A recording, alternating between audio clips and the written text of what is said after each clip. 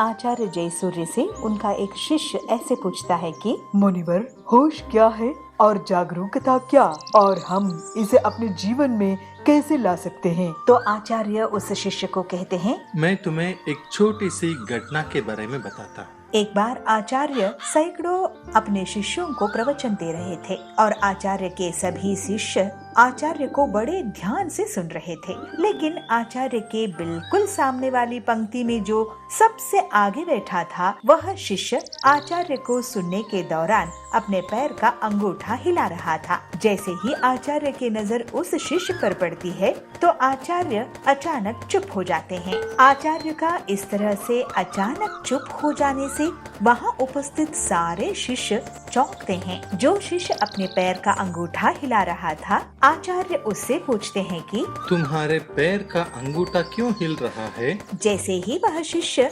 आचार्य की इन शब्दों को सुनता है, तुरंत अंगूठा हिलाना बंद कर देता है और आचार्य से कहता है कि आचार्य, आपके शब्द और समय दोनों कीमती है, इसलिए आप इस तरह की छोटी सी बातों पर ध्यान मत दीजिए। और वैसे भी मैं आपको सुन तो रहा हूँ, इससे अंतर क्या पड़ता है कि मेरे पैर का अंगूठा हिल रहा था या नहीं? तो आचार्य उस शिष्य से पूछते हैं कि क्या तुम अपने पैर का अंगूठा जानबूझकर हिला रहे थे? तो शिष्य कहता है, नहीं आचार्य, मुझे तो अब पता लगा। आचार्य कहते हैं, फिर यह छोटी बात नहीं है, क्योंकि अगर तुम्हारे पैर का अंगूठा तुम्हारे बिना मर्जी के हिल सकता है तो तुम्हारा मन भी तुमसे बिना तुम्हारे मर्जी के कुछ भी करवा सकता है। और यही कारण है कि व्यक्ति ऐसे पाप कर देता है कि जिन्हें करने के बारे में वो व्यक्ति सोच भी नहीं सकता था। उसके बाद वह शिष्य आचार्य से कहता है कि आचार्य, मुझे क्षमा कर दीजिए, और जिसे मैं छोटी समस्या समझ रहा था यह तो बहुत बड़ा समस्या है। कृपा कर मुझे बताइए कि इस बड़ी समस्या से छुटकारा कैसे पाए? तो आचार्य उस शिष्य से कहते हैं, होश के द्वारा और जागरूकता के द्वारा। तो वह शिष्य आचार्य से पूछता है कि होश क्या होता है? तो आचार्य कहते हैं, होश का अर्थ है जाग कर देख लेना। क्या तुमने यह ध्यान नहीं दिया कि तुम्हारे पैर का अंगूठा हिल रहा था, लेकिन जैसे ही तुम्हारा ध्यान उस पर गया वह हिलना बंद हो गया। पूरे दिन में जब भी याद आए खुद को जागरूकता से देखो कि तुम क्या कर रहे हो और क्यों कर रहे हो। तुम्हें बेहोशी में जीने की आदत है, इसीलिए तुम बार बार होश खो दोगे, लेकिन तुम्हें बार बार अपने होश को वापस लाना है। धीरे धीरे तुम पाओगे कि तुम्हारे अंदर एक ऐसा जागरण पैदा हो रहा है जिसे बेहोशी में बदलने का कोई उपाय नहीं है।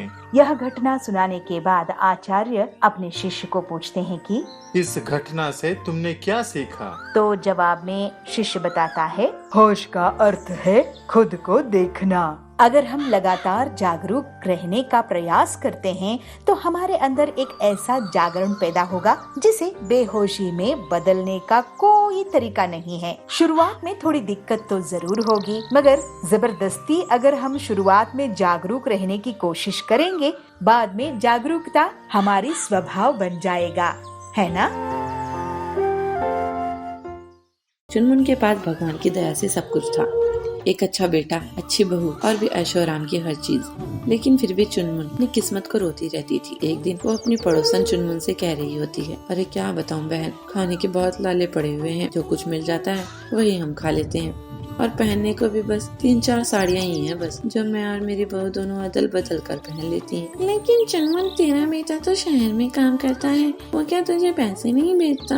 अरे नहीं, चुनचुन भेजता है, लेकिन आधे ही भेजता है, और तू तो जानती है इतने कम पैसों में कैसा गुजारा होगा। हाँ चुनमुन, महंगाई भी बहुत ज्यादा हो गई है। वैसे बहुत दुख हुआ तेरी ये दुख भरी कहानी सुनकर। तो चलो मैं चलती हूँ, मुझे बहुत काम है। चुनचुन अपने घर की तरफ चली जाती है, लेकिन उसकी बहू टूनी ने अपनी सास की साड़ी वाली बातें सुन ली थी और वो अपनी सास से कहती है, माँ जी, आपने टुनटुन आंटी से झूठ क्यों बोला कि हमें खाने के लाले पड़े हुए हैं? अरे बहू, तू नहीं जानती कि लोगों की कितनी बुरी नजर होती है और वो कितनी जल्दी लग जाती है। इसलिए लोगों को ऐसा ही दिखाना चाहिए कि हम बहुत गरीब हैं और हमारे खाने तक के लाले पड़े हुए हैं। अच्छा, आपकी लीला आपकी जाने माँ जी। वैसे माँ जी बता दीजिए रात को क्या खाना बनाना है? अरे रात को खाना बनाने की क्या जरूरत है, सुबह का खाना तो पड़ा ही हुआ है, सही गर्म करके खा लेंगे हम दोनों। और क्या, हम दो ही तो हैं। अपनी सास की बात सुनकर टूनी मन ही मन कहती है, हे भगवान, पता नहीं कहाँ से इतनी कंजूस सास मेरे गले पड़ गई। ऐसे ही एक दिन टूनी अपनी सास से जाकर कहती है, माँ जी वो घर में रखी हुई सारी सब्जियाँ खत्म हो गई हैं, चलिए ना बाजार चलते हैं। अरे बहू, अभी तो 7 ही बजे हैं, रात के 9 बजे चलेंगे ना, तब तक सब्जियाँ भी सस्ती हो जाएंगी। लेकिन माँ जी उस समय तो सब्जियाँ भी खराब और बची कुची ही मिलेंगी। अरे बहू, सस्ती भी तो मिलेंगी ना। चुनमुन ऐसा कहकर अपनी बहू की बात टाल देती है और वहाँ से चली जाती है और रात को दड़ी गली सब्जियाँ लाकर दे देती है। और ये देख टूनी को बहुत गुस्सा आता है,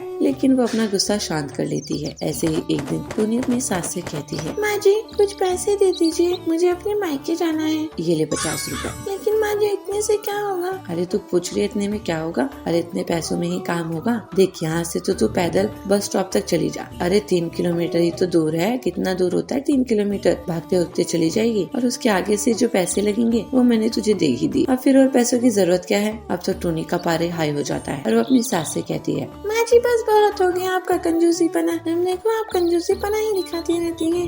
अरे माँ जी, इतने पैसे बचा बचा कर आप कहाँ ले जाएंगी? ये जिंदगी है, अच्छे से जियो, रो का जिंदगी काट रही है और अपने साथ मुझे भी ऐसा बना रही है। अपनी बहू की बात सुनकर चुनमुन को भी अपनी कंजूसी का एहसास होता है और वो आगे से कंजूसी करना छोड़ देती है। भंडारा नगर के गांव में बबलू अपनी पत्नी पीलू के साथ रहता था। वो लोग गरीब थे, लेकिन हमेशा एक दूसरे का साथ देते थे और खुशी खुशी रहते थे। बबलू एक बुनकार था और अपने एक चक्रे में बच्चों के लिए कपड़े बनाता था। उनको बेचकर वो अपने परिवार का खर्चा चलाता था। कालू की दुकान उसकी दुकान के सामने थी। वो भी कपड़े बेचता था, लेकिन वो बदमाश था। एक दिन बबलू की दुकान में कड़क सेठ अपने बच्चों के साथ आता है। बबलू, पीलू, तुम लोगों के बारे में बहुत सुना है, मुझे मेरे बच्चों के लिए अच्छे कपड़े दिखाओ। सेठ जी, आप हमारे यहाँ आए बहुत धन्यवाद। ये देखिए। कड़क सेठ जी, ये इसी चक्री से बनाए हुए हैं। हाँ, बहुत मेहनत का काम है ये।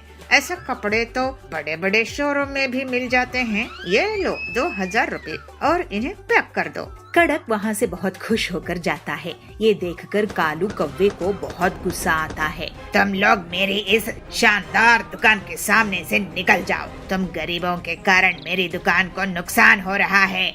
मेरी बात नहीं माने तो मैं तुम्हारी दुकान तोड़ फोड़ दूंगा। शाम तक खाली करके चले जाना। उसके जाने के बाद, सुनिए जी, ये कालू तो बहुत ही खतरनाक आदमी है।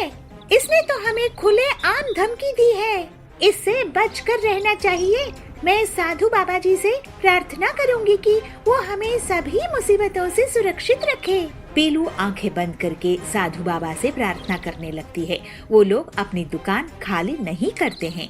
इसको देखकर कालू उसी रात अपने गुंडों के साथ बबलू की दुकान में तोड़ फोड़ कर देता है। अगले दिन जब बबलू दुकान जाता है, पीलू देखो, कालू ने हमारी दुकान को तबाह कर दिया है। गरीबों का कोई नहीं होता है पीलू। आप चिंता मत करो जी, मैंने साधु बाबा जी से प्रार्थना की है, वो हमारी रक्षा करेंगे, मुझे पूरा विश्वास है। अब मैं नया चरखा कहाँ से लाऊं? नई रुई, कपास, कॉटन कहाँ से लाऊं? उसके लिए पैसे भी चाहिए। इस बदमाश ने दुकान तोड़ फोड़ दिया है, चक्रा भी तोड़ दिया। मैं तो बर्बाद हो गया। मैं तो कहती हूँ आप अपना नया चक्रा खुद बनाओ। ठीक है, मैं कोशिश करके देखता हूँ। उसका बनाकर साधु बाबा का धन्यवाद करके हम नई दुकान शुरू करेंगे। और फिर अगले दिन बबलू नया चरखा बना लेता है और पीलू उसकी पूजा करती है और साधु बाबा जी को याद करती है। बबलू चरखे में फिर से कपड़े बनाने लगता है। जैसे ही चरखे में से रुई, कपास, कॉटन जाती है, वैसे ही वो अपने आप बढ़िया सा कपड़ा बनकर निकल आता है। इसे देखकर पीलू बहुत खुश होती है और बबलू देखता रह जाता है। तभी वहाँ पर कालू अपने गुंडों के साथ आ जाता है। बबलू, तुम्हारे पास ये चरखा कहाँ से आ गया? तू तो मुझसे भी बड़े बदमाश है। अब मैं तेरे इस चरखे को भी तोड़ दूंगा। फिर तू चरखा बनाते रहना और मैं तोड़ता रहूंगा। सुनो कालू, तुमने हमारे वैसे भी बहुत नुकसान किए हो। तुम्हारी गुंडागर्दी नहीं सहेंगे। ये साधु बाबा जी का आशीर्वाद से बना हुआ चरखा है। अगर तुम गरीबों को साधु बाबा का आशीर्वाद होता तो ऐसी गरीबी नहीं रहते। मैं तुम्हारी दुकान फिर से तोड़ दूंगा। कड़क चरखा तोड़ने के लिए आगे बढ़ जाता है। तभी उस चरखे से बहुत सारी जंजीरें निकलती है और कालू और उसके गुंडों को जकड़ लेती है। तभी वहाँ साधु बाबा प्रकट होते हैं। दुष्ट कालू, तू हमेशा गरीब लोगों को तंग करता रहता है। पीलू मेरी बहुत बड़ी भक्त है। वो और बबलू बहुत ईमानदार और नेक दिल के हैं। इनकी दुकान तोड़कर तूने बहुत बड़ा पाप किया है।